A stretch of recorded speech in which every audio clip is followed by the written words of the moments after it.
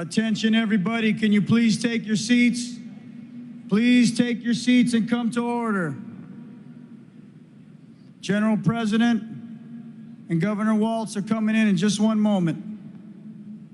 Please take your seats. Thank you.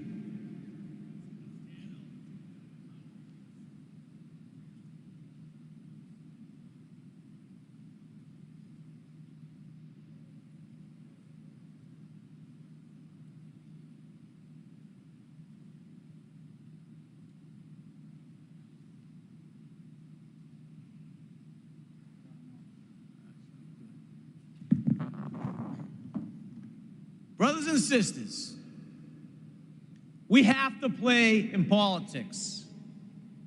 We have to play hard, and we have to play smart. Our members that elected us deserve nothing less. Our members told us as much as that in our all-member survey that we sent out in the town halls that were held across the country. More town halls are on the way as we do everything we can to hear the voices of as many of our members as possible. There's no other way to do it, and it's the right way to do it. Our survey told us loud and clear, their union, us, we are duty-bound to tell them which candidates are supportive of our issues and which candidates are not. Which candidates get us, get our mission, get our priorities. Politics is how we identify our friends, and it's also how we spot our enemies. Our Minnesota State Association has endorsed our next speaker every single time he's run for office, and with good reason. Tim Walz is a native of rural Nebraska, the son of a teacher and a homemaker. He and his wife, parents parents to 2 children. Both worked as teachers in Nebraska before moving to Minnesota. Tim worked as a teacher and is a card-carrying member of the AFT and the NEA, represented here today by our Massachusetts President, Jessica Tang. Before being sworn in as the governor of Minnesota, Tim served 8 years in the United States Congress. He carved a well-earned reputation as an effective leader and was consistently rated as one of the most bipartisan members of Congress. Isn't that refreshing? While in Congress, he served as the ranking member on the Veterans Affairs Committee. Elected as governor in 2018 and re-elected in 2022, Tim has a strong record of supporting the MPFF and the greater labor movement. He worked to secure PSOB for Minnesota firefighters who succumbed to occupational cancer. This fund also provides counseling services for our members struggling from PTSD. Governor Walz is a strong supporter of adequate firefighter staffing and signed a law that removes staffing rights as managerial rights and now provides us with a voice at the table on our staffing.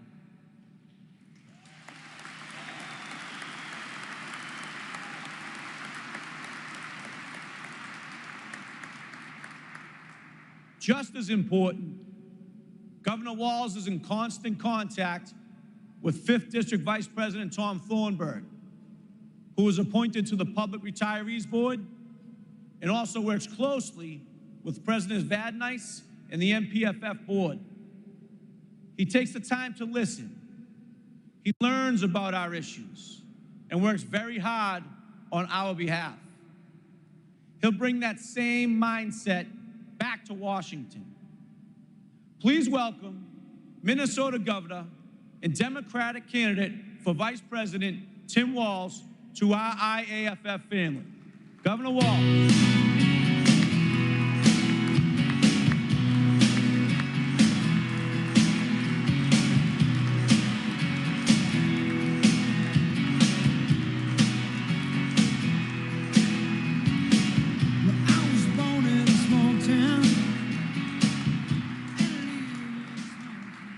Well, good morning.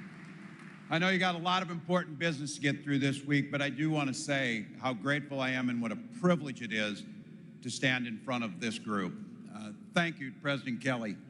Thank you for every single day advocating for the 350,000 heroes that you know that you represent with passion. And to General Secretary Treasurer Lima, thank you. This is an incredible leadership team. I got to use a point of personal privilege and a shout out to your 5th District VP from Bethel, Minnesota resident, Tom Thornburg. Tom, it's great to always see you.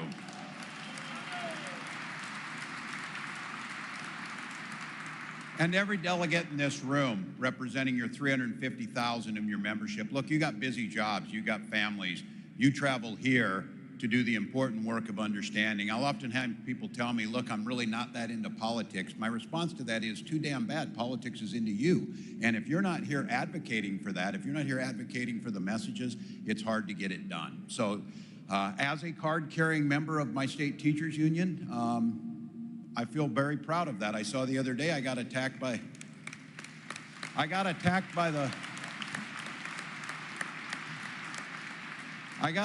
the Wall Street Journal for being richer than my disclosure says because I have 2 defined benefit pension plans.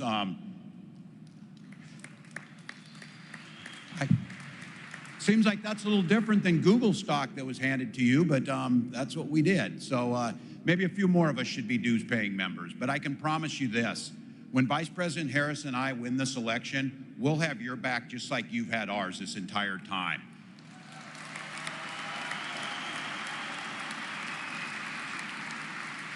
And just as I've done as governor and just as the vice president has done, I look forward to working hand in hand with you to deliver for the locals back home, because that's what really matters. But if you'd bear with me, It's a privilege to be in front of this group, but I have to say it's also personal. The Minnesotans know this, and some of you in this room might know. Last year, we lost one of our bravest firefighting heroes, and I personally lost a dear friend. Chris Parsons was fire chief, fire captain from St. Paul. He worked closely with us and was president of the Minnesota Professional Firefighters. Chris was 6'7", stood out in any crowd, but it's hard to imagine his personality was bigger than that 6'7". He was the most generous and kind and funny individual that I had ever met. One conversation with that guy would make your entire day better. Tragically, we lost Chris in the line of duty.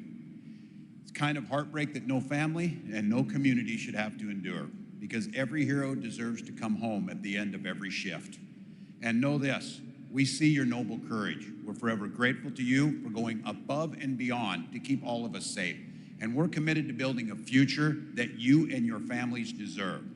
As Minnesota's governor, I was proud to bolster resources for firefighter training and education, to invest in the equipment and the facilities to keep you safe, and to sign the most comprehensive firefighter well-being legislation in the nation.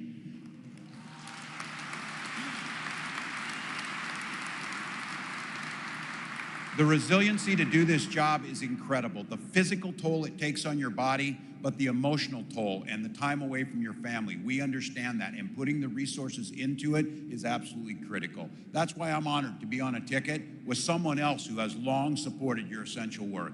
As a native Californian, Vice President Harris knows explosive, dangerous, and unpredictable nature of wildfires in that state. She's been to the memorials, knows the depth of sacrifice that you and your families go through. In fact, it's a matter of family for her.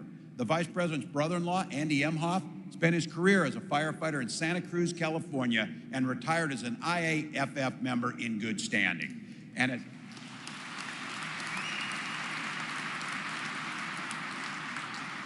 as California Attorney General, and as Frank can attest, Kamala Harris sued the big banks for mismanaging your state's pension fund. And when she won, she returned hundreds of millions of dollars to firefighters and other public workers and to their families. As Vice President, she cast the deciding vote on the American Rescue Plan, which helped keep workers on the job. And I'll say this, it kept the public safe during the pandemic, and it let local fire departments hire, train, and retain more of the firefighters that we needed. And under her leadership, the administration gave much-needed raises to more than 11,000 federal firefighters.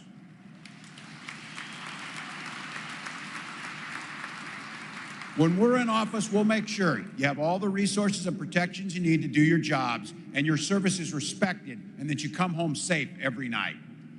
We know exactly who built this country.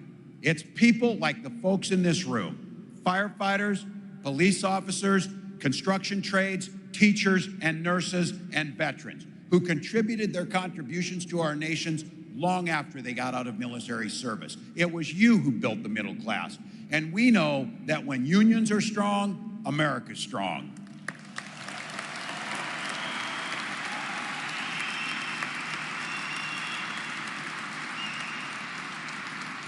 Look, this is the time of year that talk is cheap.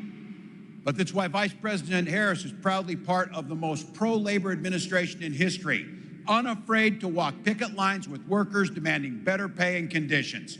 And that's why she rescued pensions of more than 1 million of our union sisters and brothers, workers and retirees, and insisted that prevailing wage jobs spring from federal investments.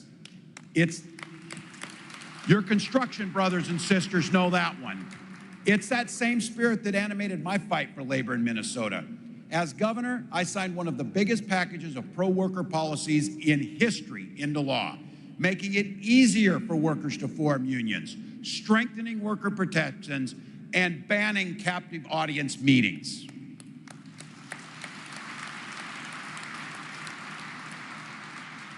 Today, Minnesota is one of the best states for workers in the nation. And guess what? It's one of the best states for business. You don't have to choose between protecting workers and protecting business. They go hand in hand.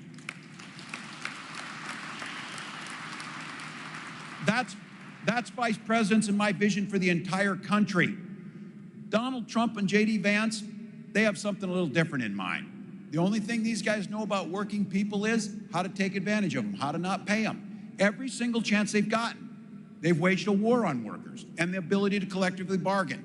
When it comes to so-called right-to-work laws that deprive unions of funds they need, Donald Trump has said he supports right to work 100%. Everybody in this room knows right to work means right to work for less, right to work more dangerously, right to work for no pensions. It doesn't mean the ability to collectively bargain to fight with the dignity that work brings to each and every one of us.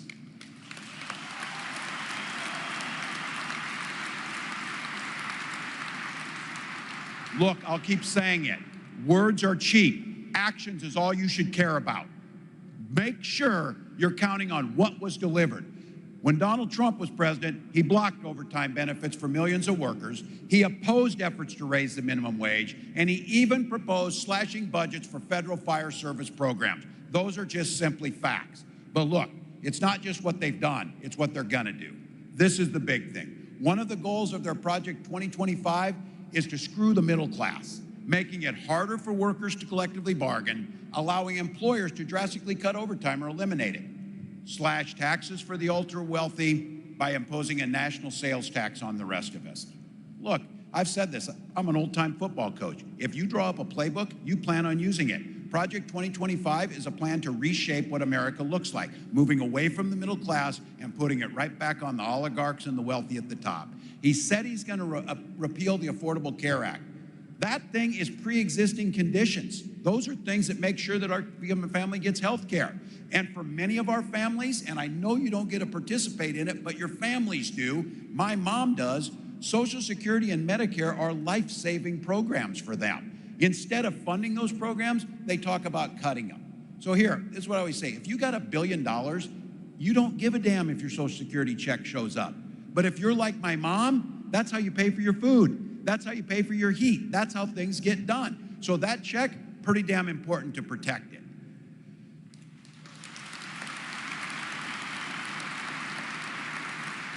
Again, use their own words. This is a guy who told his friends down at Mar-a-Lago, and this is a direct quote. Look, all of you you're rich as hell. We're gonna give you a tax cut, while telling workers that wages are too high. That says it all. And again, if you're confused on where you're gonna go, think about what impacts you, your life, and your family the most. So let me tell you exactly what Vice President Harris and I will do when we get elected.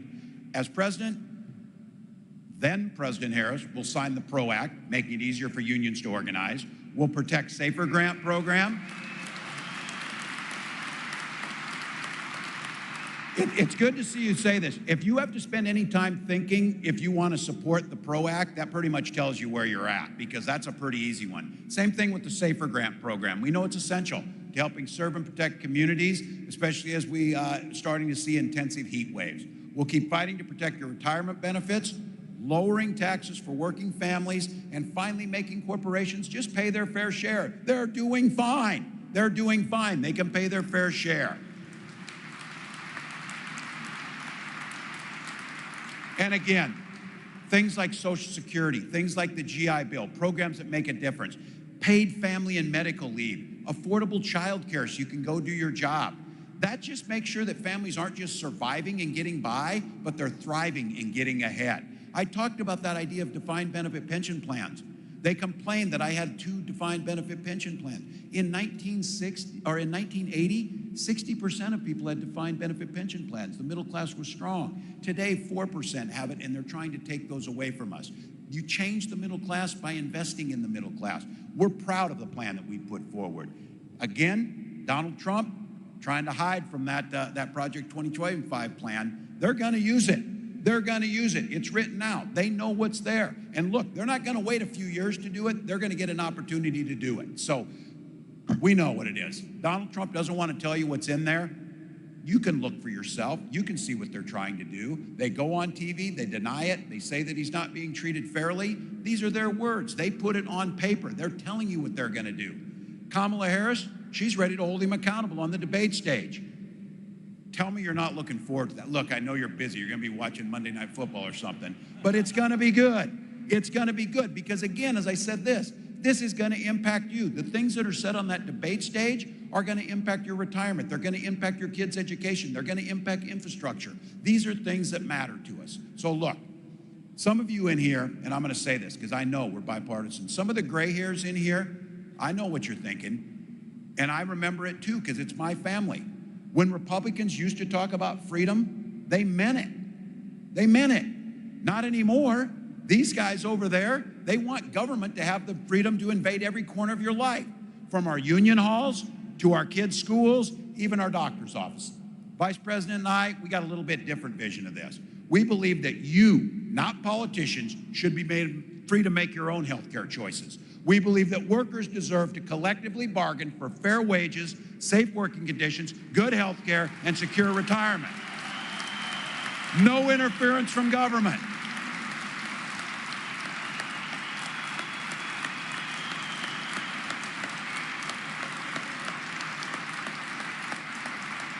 As a union member, our union halls are the purest form of democracy. The opportunity to speak your mind, elect leadership, speak what you want on your platform, and then go advertise or go advocate for it. That's how democracy is supposed to work. These are folks that want to make it difficult to do that. Little things. We should be able to make sure that government is there to make sure that corporations have to keep our air and water clean. You can make money and still protect water and protect air. We believe that people should be free to get a good education that puts them into the middle class, not crippling debt for a lifetime. And we believe that our kids should be free to go to school without worrying about being shot dead in their halls. Now, I want to say something about this.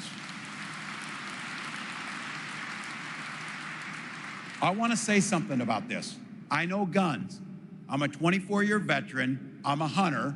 I was one of the best shots in Congress, and I got the trophies to prove it. I could outshoot them every year. But I'm not going to stand by and let someone say that this is about the Second Amendment when our first responsibility is protection of our kids. It is not a false choice. We can have and protect the Second Amendment and keep guns out of our schools that are killing our kids and do things right.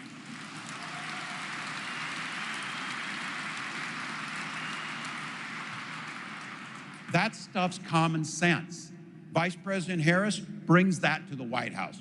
That's a future we can build together. We don't have to go to every damn family gathering and fight about things that we mostly agree on. We don't have to find ways to divide us, and we can have legitimate policy discussions that differ on issues but come to common goals.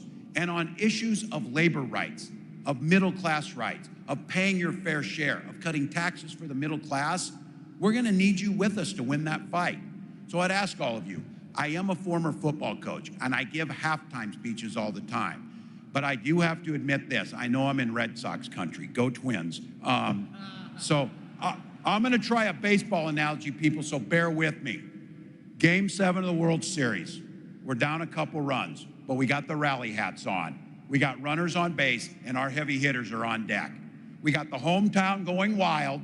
Sisters and brothers in labor, it's time for you to step up to the plate. We've got 69 days to win this thing, 69 days to protect labor rights, 69 days to do things that we know people who have laid their life on the line, like Chris Parsons, to protect this as a public service and are simply asking to be treated fairly. That's what we get to do. On that 70th day, we wake up and know that the policies that positively impact you are going to become law. That's what we have to believe. So I'll tell you what, our hitters are coming up. It's you. This is a vision about the possibility of America. This is the vision about a positive America. This is a vision about what we can do together. And the reason that I feel so good is knowing that the heavy hitters in this room are coming up next is you know how to fight. That's all you know how to do. That's all you've had to do every step of the way to improve this profession and to bring people into it. So as the next president of the United States always says, when we fight, we win. Thank you all.